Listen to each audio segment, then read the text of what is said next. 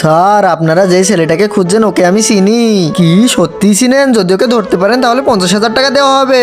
আমার টাকার দরকার নেই, আমাকে ছেড়ে দিন, আমি নিয়ে যাচ্ছি ওর কাছে। আপনার কেমন করে বিশ্বাস করব? আমাকে বিশ্বাস না করলে এই সোনার বালাটা রেখে দিন আপনার কাছে।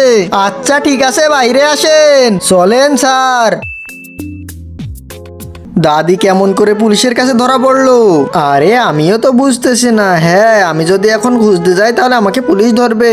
তুমি থাকো, দাদি কোনো বুদ্ধি বের করে চলে আসবে। স্যার, আপনি এখানেই দাঁড়ান, আমি আসতেছি। কোথায় যাচ্ছেন? দাঁড়ান, আমি আসছি।